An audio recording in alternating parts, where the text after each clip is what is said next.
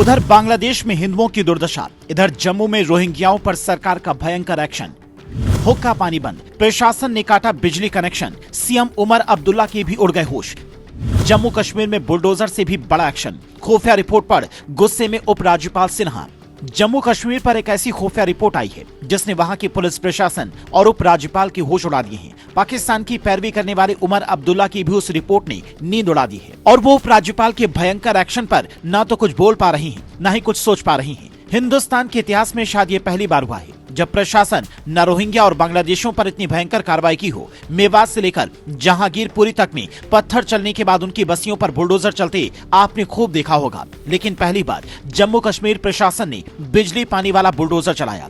क्योंकि जम्मू कश्मीर से जुड़ी खुफिया रिपोर्ट काफी हैरान करने वाली है। उस रिपोर्ट में क्या है ये बताएं, उससे पहले प्रशासन का एक्शन प्लान देख लीजिए। आज तक की एक रिपोर्ट के मुताबिक जम्मू कश्मीर प्रशासन ने करीब 400 से ज्यादा रोहिंग्या परिवारों को बस्तियों की बिजली और पानी के कनेक्शन काट दिए हैं। राजौरी, पुंछ और डोडा में कई रोहिंग्या परिवार रहते हैं। जम्मू कश्मीर में उन मकान मालिकों के खिलाफ एफआईआर दर्ज की गई जिन्होंने पुलिस को सूचित किए बिना रोहिंग्याओं को अपने घर किराए पर दे दिए। इंटेलिजेंस रिपोर्ट में ये बात पता चली कि जम्मू के पहाड़ी इलाकों में इनकी संख्या तेजी से बढ़ती जा रही है और इनका वहां पर बसना देश की सुरक्षा के लिहाज से बड़ा खतरा हो सकता है। लेकिन कहते हैं कि वोट बैंक की खातिर हमारे देश में नेता कुछ भी कर सकते हैं और यही काम जम्मू कश्मीर की उमर अब्दुल्ला सरकार करने में लगी है। एक तरफ बीजेपी जहां पर इस कार्रवाई का स्वागत कर रही है, उसका कहना है कि रोहिंग्या और बांग्लादेशियों को भगाया जाना चाहिए, तो वहीं उमर अब्दुल्ला सरकार में जल मंत्री जावेद अहमद राणा ने कहा जब तक केंद्र सरकार उन्हें वापस भेजे जाने का कोई फैसला नहीं ले लेती है, हम उनका पानी बंद नहीं करेंगे। मानवीय आधार पर उन्हें पानी देते रहेंगे।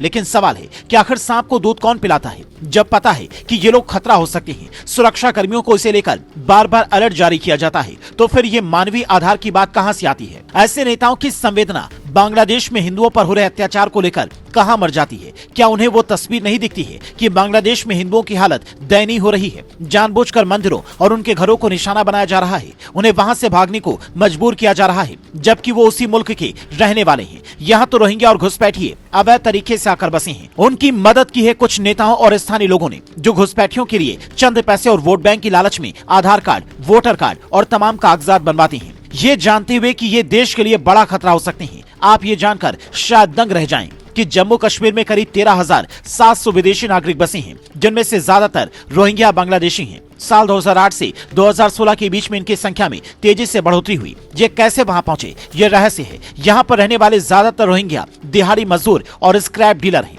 महिलाएं घरों में काम करती हैं। एक तरफ धारा 370 हटने से पहले वहां पर बाहरियों के बसने तक पाबंदी थी, तो वहीं रोहिंग्या मुसलमानों को कौन किस प्लानिंग के तहत बसा रहा था, इसकी भी जांच होनी चाहिए। क्योंकि इनकी भूमिका देश विरोधी गतिविधियों में होने का न सिर्फ शक है, बल्कि साल 2016 में एक ऐसा सबूत मिला था जिसने सेना को भी हिलाकर रख दिया था।